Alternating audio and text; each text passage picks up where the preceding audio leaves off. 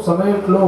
पूरे ब्रज में से गिरिराज बाबा अपने स्वरूप को समेट करके छोटे से हो गए। भगवान ने बहुत प्रेम से श्री गिरिराज जी को स्थापित किया, बहुत प्रेम से स्थापित किया। अब इंद्र तो बहुत लज्जित हुआ।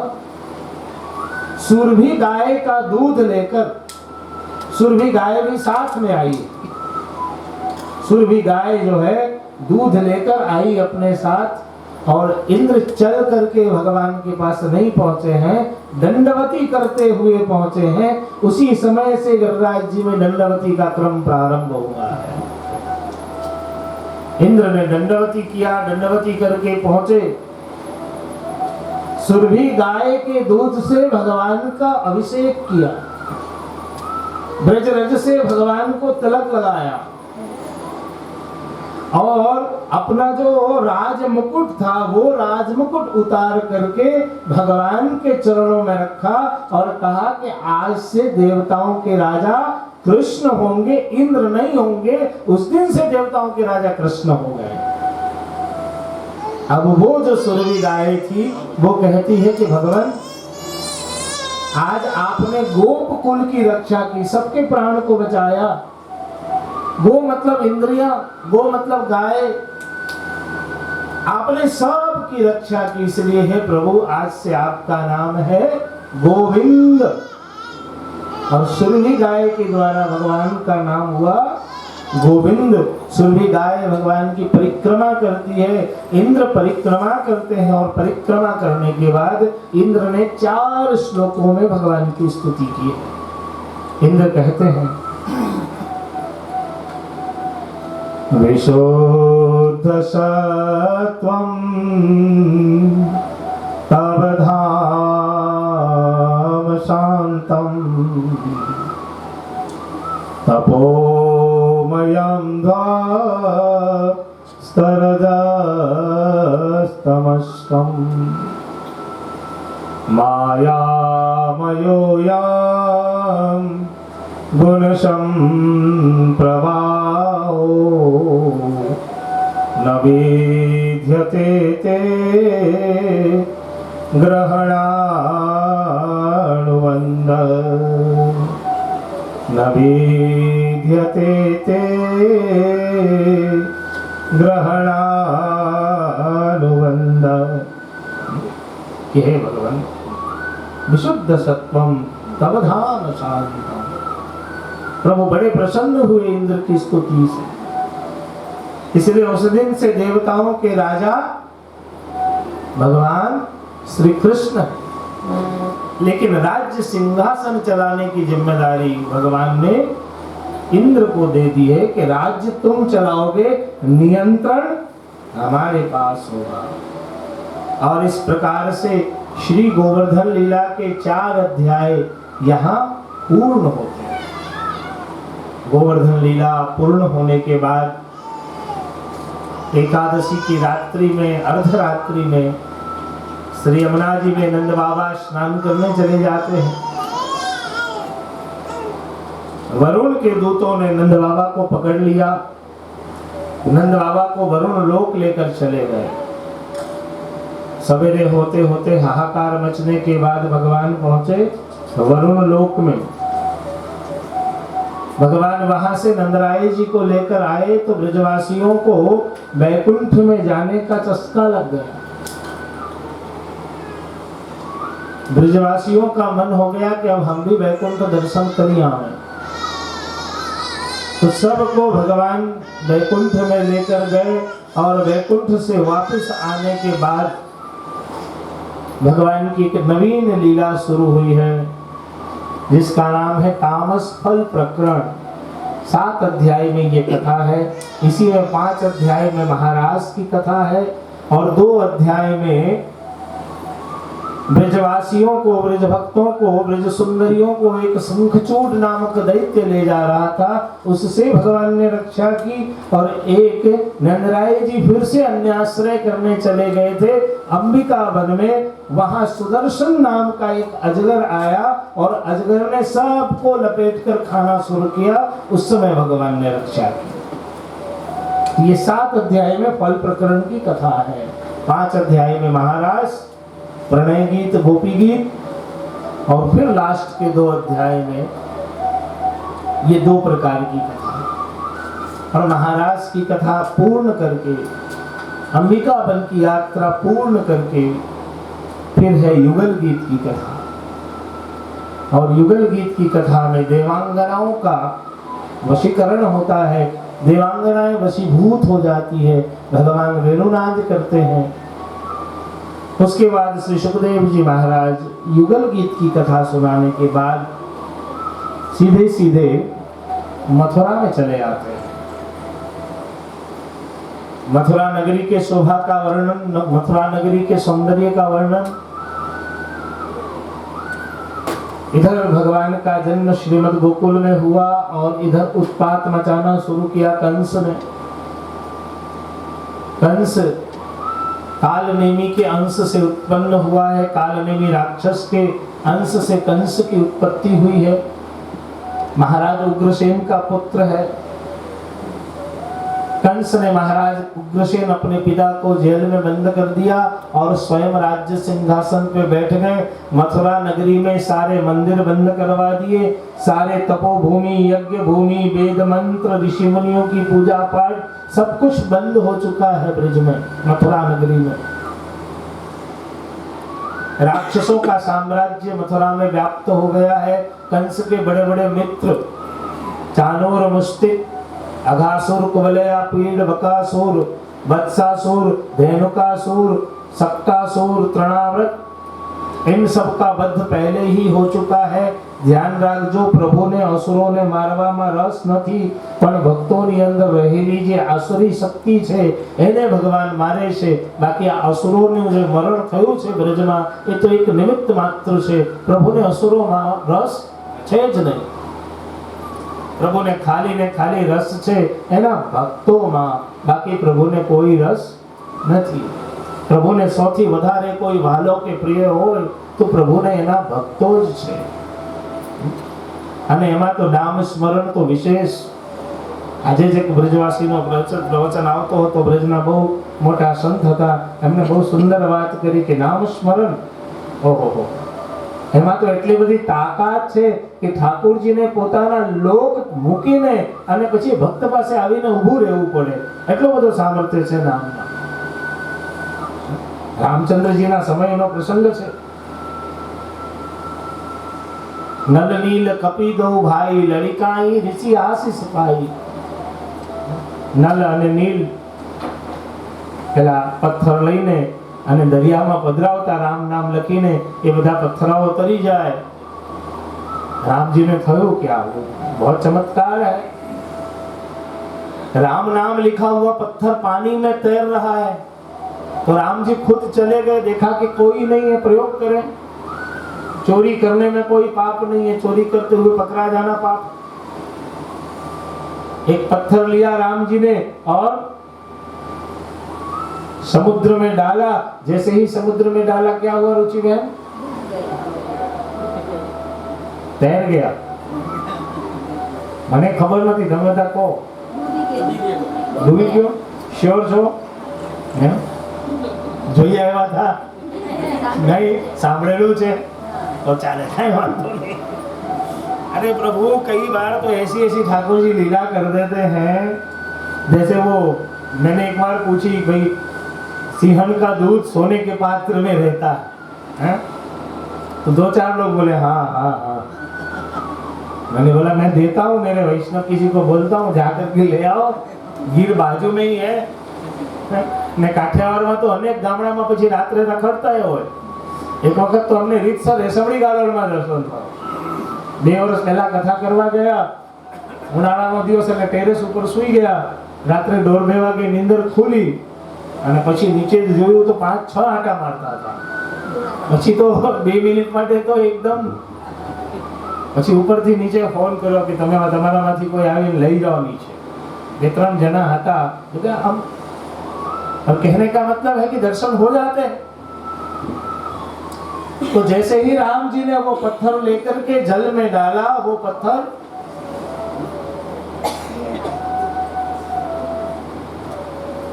अब देखा किसने?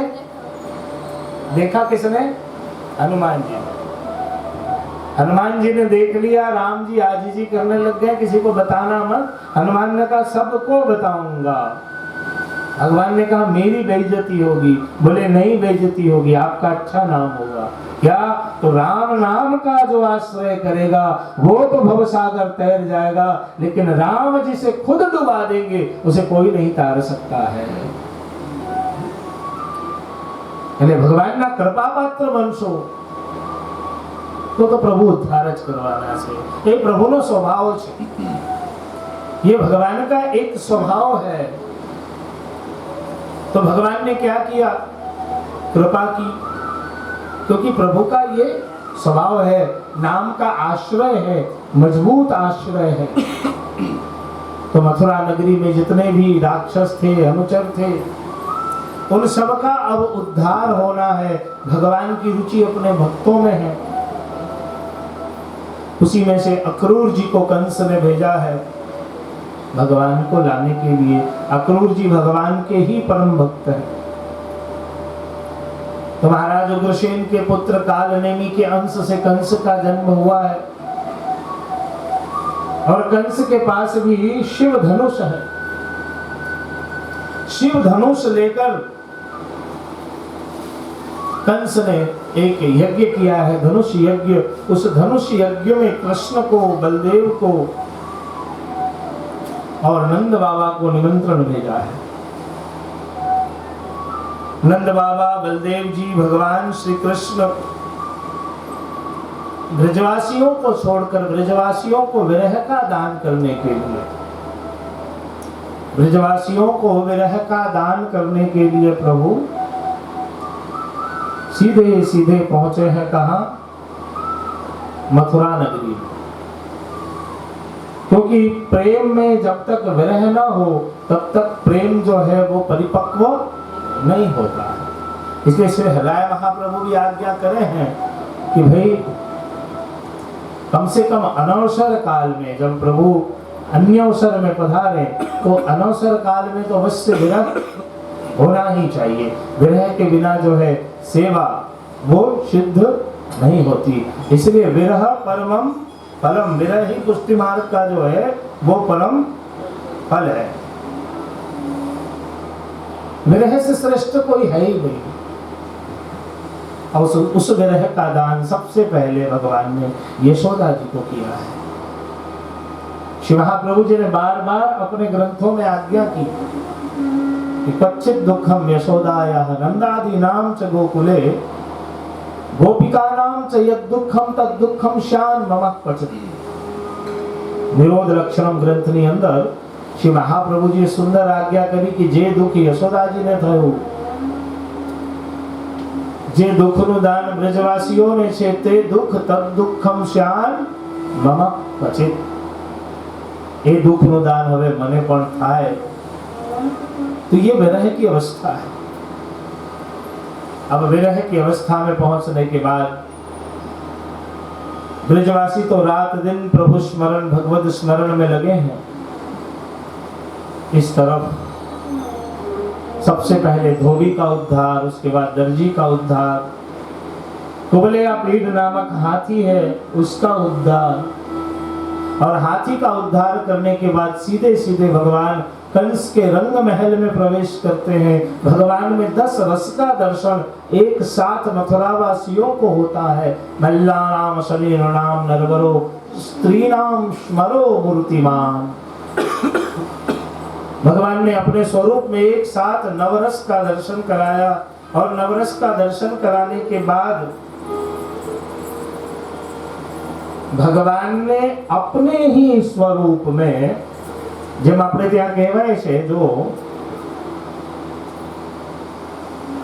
શ્રીજી બાબાનું સ્વરૂપ છે ને પાછળ, એ શ્રીજી બાબાની કંદરામાં શ્રીમદ ભાગવતજીના 12 સ્કંદ બિરાજે છે। શ્રીજી બાબાના કંદરામાં, અને શ્રીજી બાબાનું નખથી લઈને મસ્તક સુધીનું જે સ્વરૂપ છે ને તેમાં ભગવાન શ્રી કૃષ્ણ 24 અવતાર વિરાજે છે। भगवान के 24 अवतार हैं इसमें। तो जब श्री गोवर्धन लीला के समय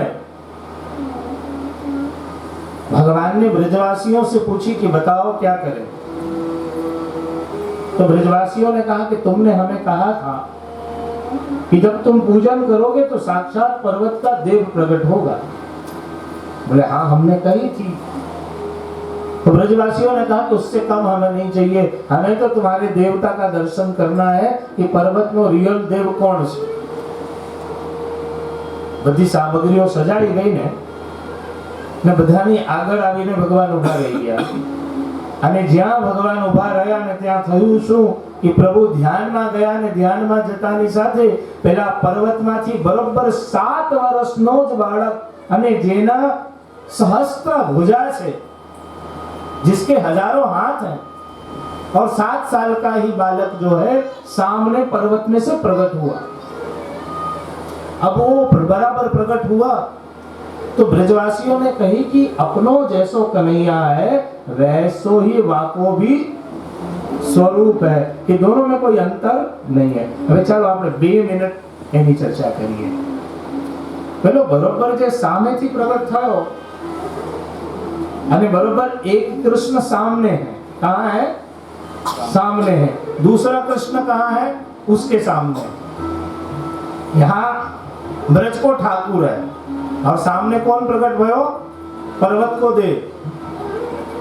पर्वत नो जे देव હતો એ ક્યાંથી પ્રગટ થયો? સામેથી। હવે તમે અન્નકૂટના દર્શન કરો છો? અન્નકૂટમાં કેવું હોય? સાધના નામ સામે આવો, પાછળ શું તમે જૂના વૈષ્ણવ બધા પાછળ જઈને બેસી જાઓ। આવા ચાલો આજે વડીલોને બધાને પ્રશ્ન કરો, બોલો હવે અન્નકૂટનું સ્વરૂપ કેવું હોય? આપણે ત્યાં ધરાવીએ એમાં કેવું હોય? કેવી રીતે હોય? સામે ઠાકોરજી હોય અને મનીષાબેન સૌથી છેલ્લે શું હોય?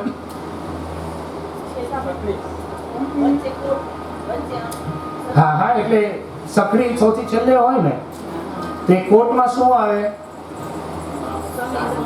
બસ એક્ઝેક્ટ હું જે સમજાવવા अपने બધાને માંગુ છું कि अन्नकूट में आज भी वही भाव है कि सामने अपनो कन्हैया बैठो है और वो पर्वत को देव गिरिराज बाबा प्रकट भये हैं।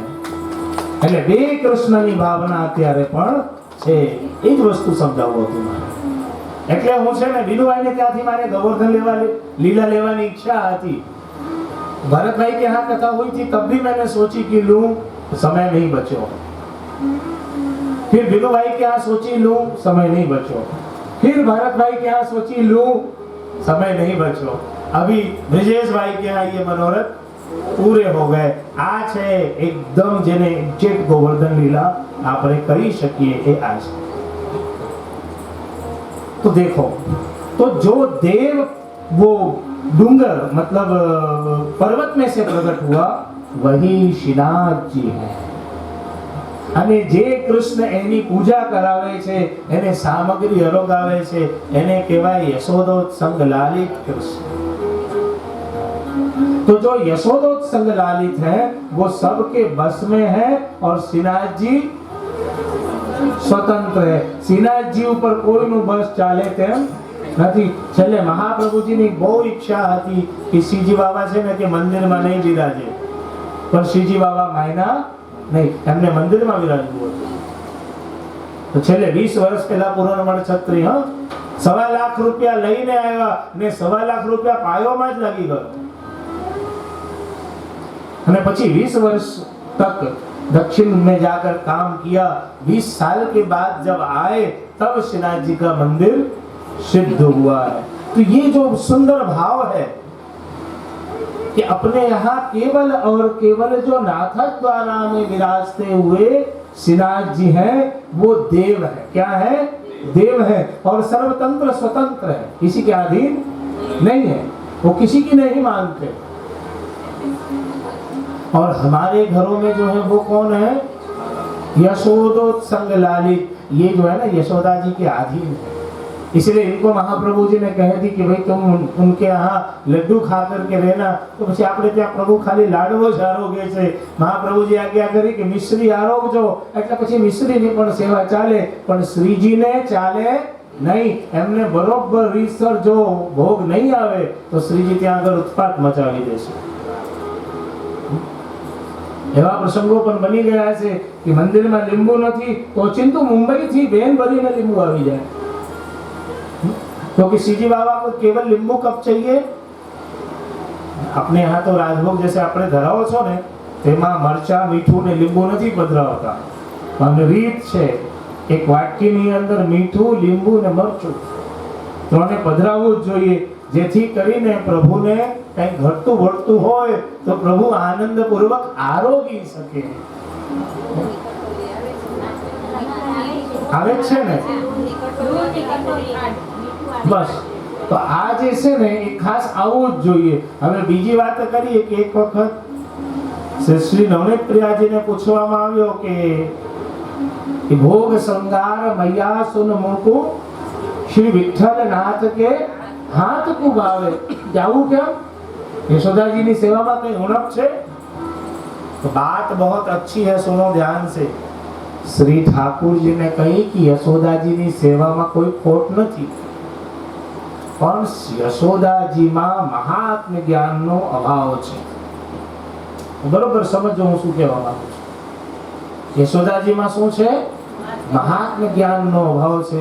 અને શ્રી ગુસાઈજીમાં ખૂબ પ્રેમ છે, પણ સાથે સાથે પૂરેપૂરો મહાત્મ્ય જ્ઞાન પણ છે।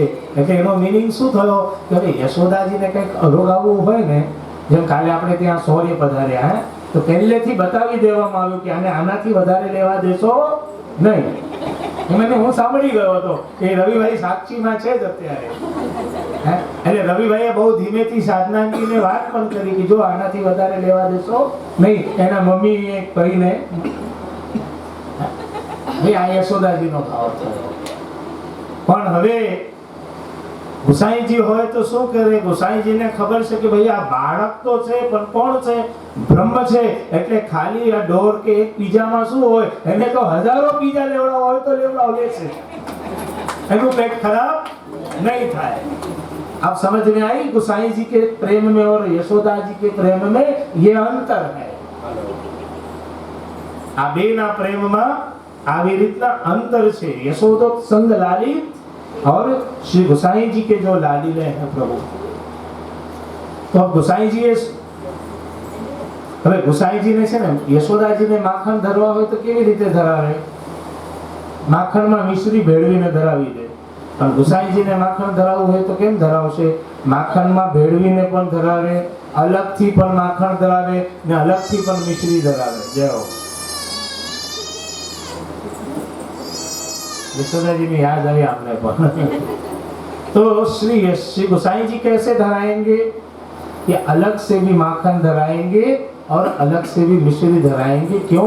क्योंकि अगर कभी प्रभु को सादे माखन आरोगने की इच्छा हुई तो भी आरोग सके, केवल मिश्री आरोगने की इच्छा हुई तो भी आरोग सके, कम मिश्री मिला करके आरोगनी हो तो भी आरोग सके, ज्यादा मिश्री मिला के आरोगनी हो तो भी आरोग सके। इसलिए भोग श्रृंगार यशोदा मैया श्री विठ्ठल नाथ के हाथ को भावे।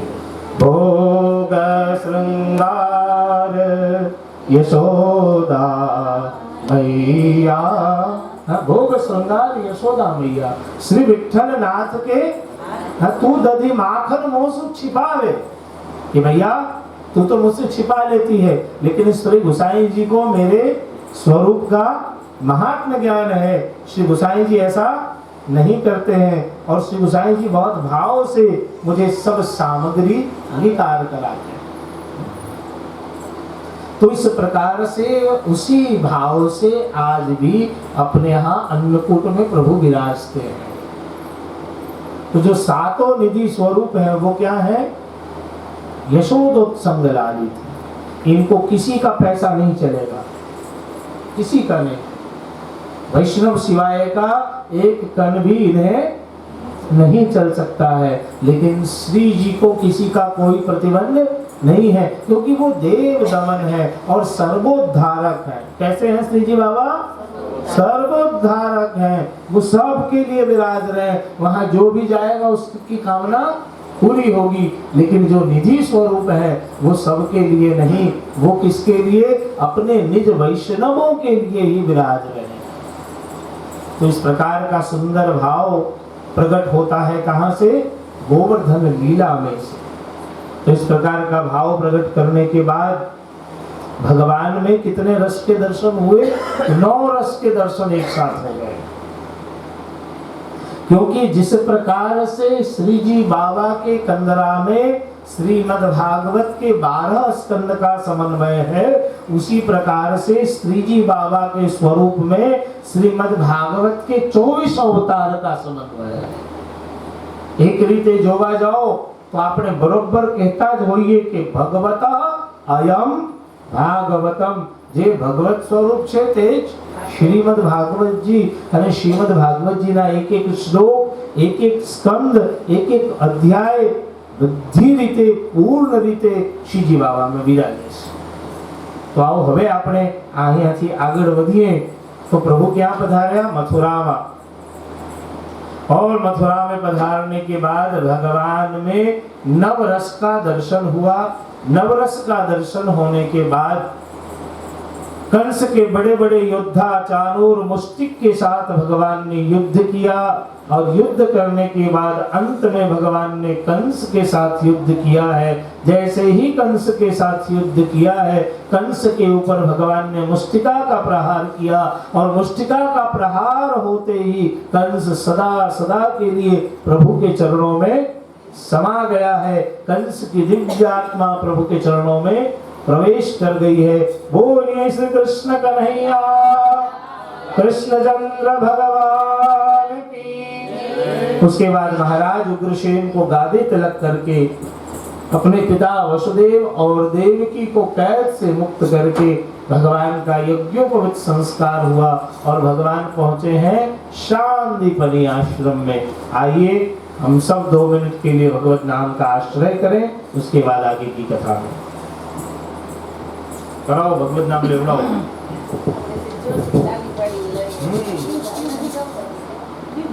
ચાલ સખી જઈએ શ્રીનાથજીના ધામમાં, ચાલ સખી જઈએ શ્રીનાથજીના ધામમાં। બોલાવે છે ઊંચો કરી હાથ રે વલ્લભના વાલા, જઈએ શ્રીનાથજીના ધામમાં। બોલાવે છે ઊંચો કરી હાથ રે વલ્લભના વાલા, જઈએ શ્રીનાથજીના ધામમાં। મારે ત્યાં નવનીત પ્રિયાજી હસે સંગમાં, મારે ત્યાં તો નવનીત પ્રિયાજી હસે સંગમાં। પીડી મારા વાલીડાએ માથરે વલ્લભના સ્વામી, જઈએ શ્રીનાથજીના ધામમાં। પીડી મારા વાલીડાએ માથરે વલ્લભના સ્વામી, જઈએ શ્રીનાથજીના ધામમાં। મારે ત્યાં તો કમલ ચોક રતન ચોક શોભતા, મારે ત્યાં તો કમલ ચોક રતન ચોક શોભતા। હાથી ઝૂલે વાલા ને દરબાર રે વલ્લભના વાલા, જઈએ શ્રીનાથજીના ધામમાં। હાથી ઝૂલે વાલા ને દરબાર રે વલ્લભના વાલા, જઈએ શ્રીનાથજીના ધામમાં। મારે ત્યાં તો ફૂલ ઘર છે અતિ રે સોહામણા, મારે ત્યાં તો ફૂલ ઘર છે અતિ રે સોહામણા। માલા ગુથે કમળની વૈષ્ણવ જન રે વલ્લભના વાલા, જઈએ શ્રીનાથજીના ધામમાં। માલા ગુથે કમળની વૈષ્ણવ જન રે વલ્લભના વાલા, જઈએ શ્રીનાથજીના ધામમાં। મારે ત્યાં તો દર્શન કરવા રે અતિ ગોયલા, મારે ત્યાં તો દર્શન કરવા રે અતિ ગોયલા।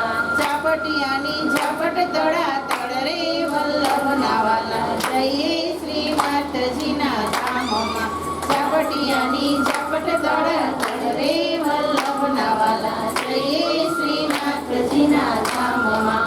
મારે દાસ વલ્લભ વલ્લભના દાસની વિનતી, મારે દાસ વલ્લભના દાસની વિનતી. રાખો મને ચરણ કમળની પાસ રે વલ્લભના વાલા, જઈએ શ્રીનાથજીના ધામમાં. રાખો મને ચરણ કમળની પાસ રે વલ્લભના વાલા, જઈએ શ્રીનાથજીના ધામમાં. ચાલ સખી જઈએ શ્રીનાથજીના ધામમાં, ચાલ સખી જઈએ શ્રીનાથજીના ધામમાં. બોલાવે છે ઊંચો કરી હાથ રે વલ્લભના વાલા, જઈએ શ્રીનાથજીના ધામમાં. બોલાવે છે ઊંચો કરી હાથ રે વલ્લભના વાલા. બોલો શ્રી કૃષ્ણ કન્હૈયા લાલ કી જય.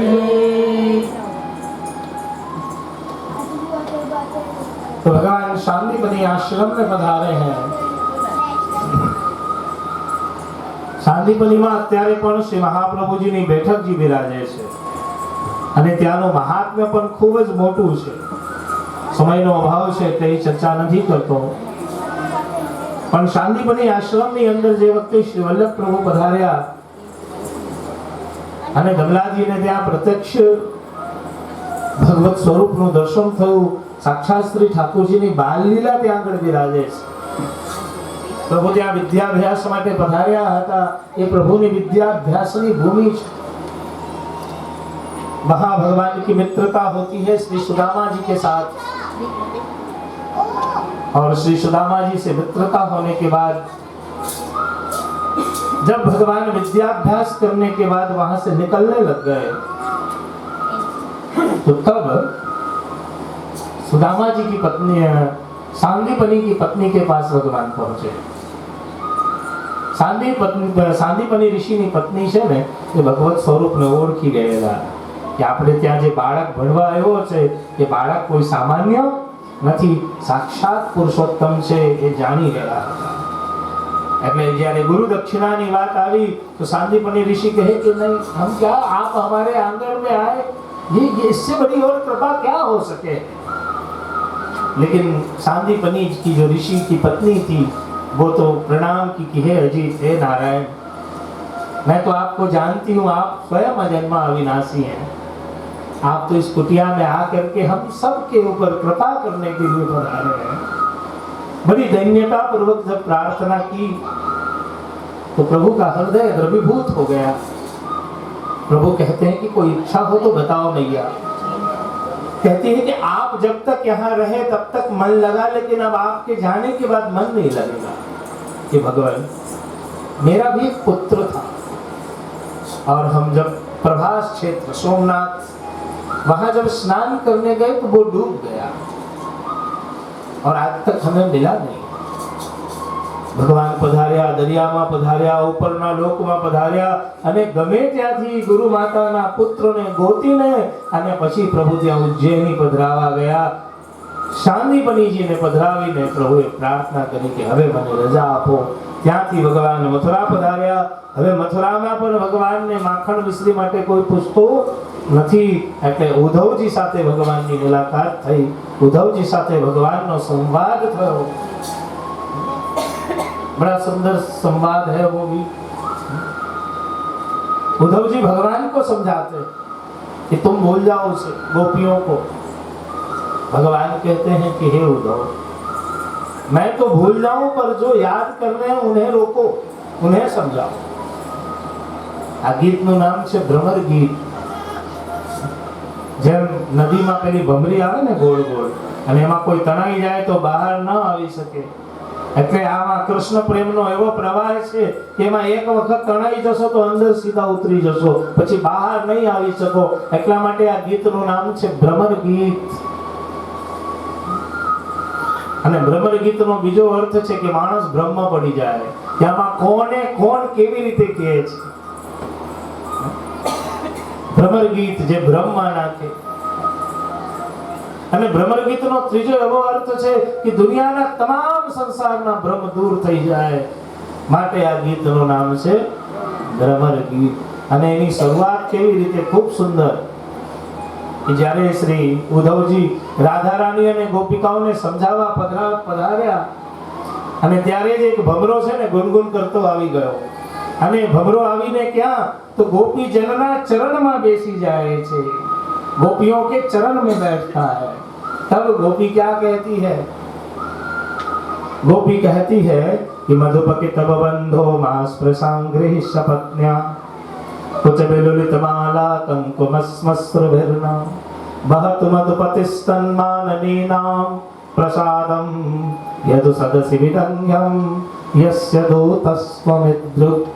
હવે અહીંયા બે દૂત છે, એક ઉદ્ધવજી અને એક પેલો ભ્રમર।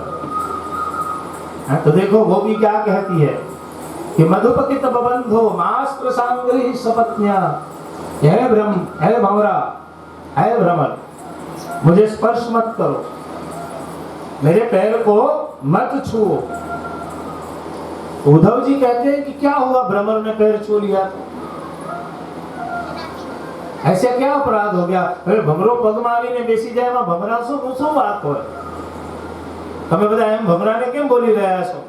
તો ગોપી કહે કે ઉદ્ધવ तुम नहीं जानते हो, मधुपकित बबंधो मास प्रसांग्रहि सपत्न्या।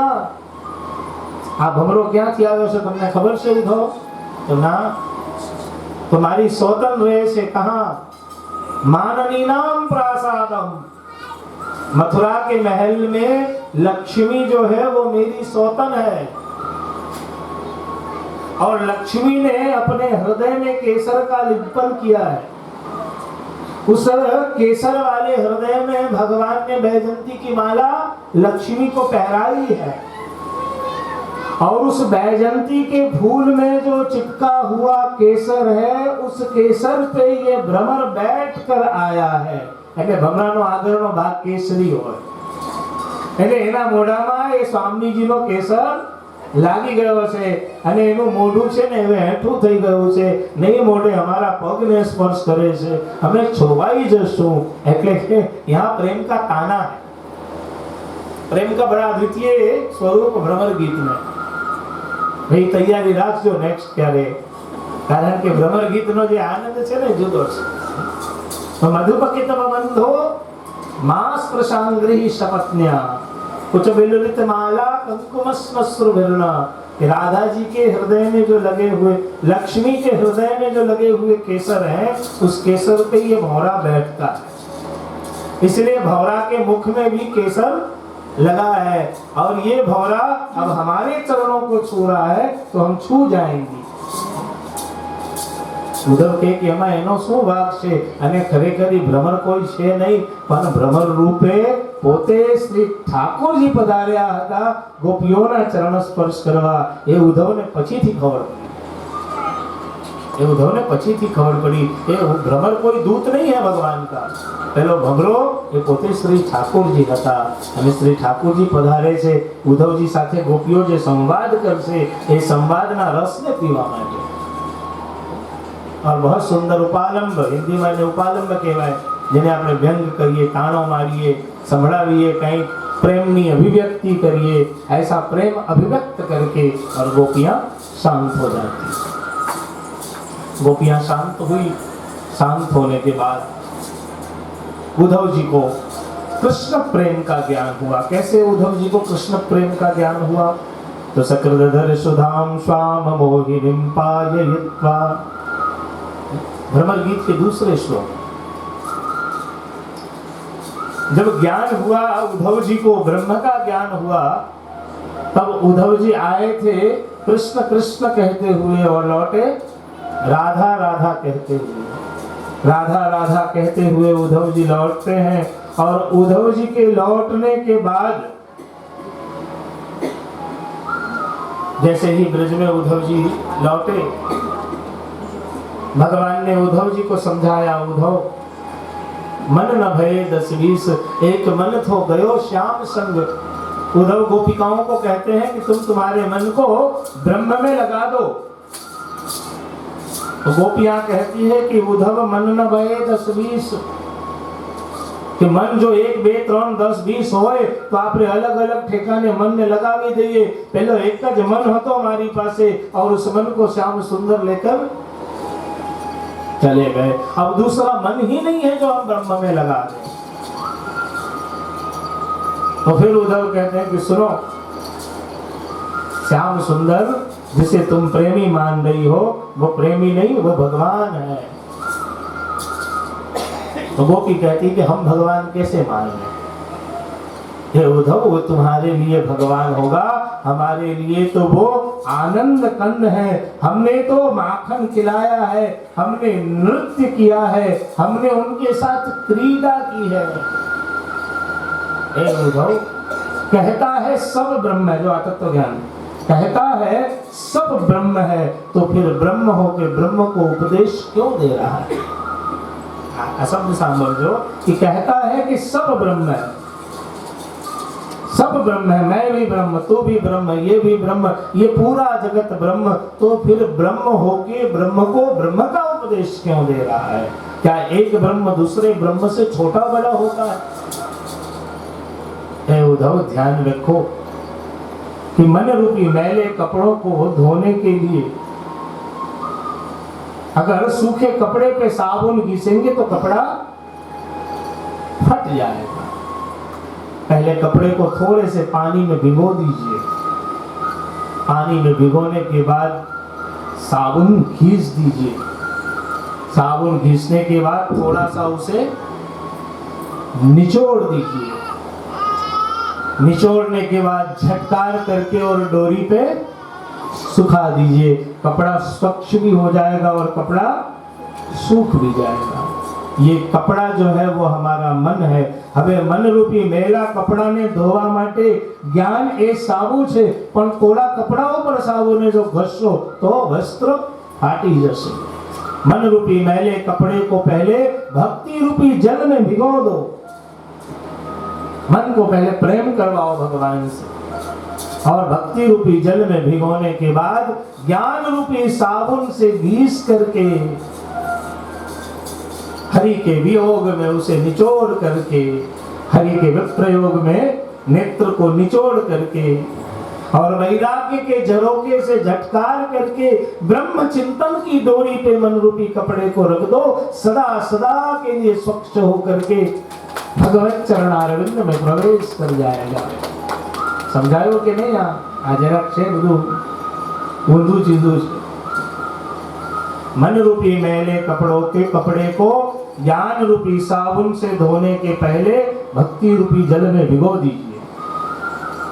भक्ति रूपी जल में भिगोने के बाद ज्ञान रूपी साबुन से घिस करके हरि के वियोग में निचोड़ करके वैराग्य के झटकारे में झटकार करके ब्रह्म चिंतन की डोरी पे डालना है, भगवत नाम की डोरी पे। भगवत नाम का सतत आश्रय है।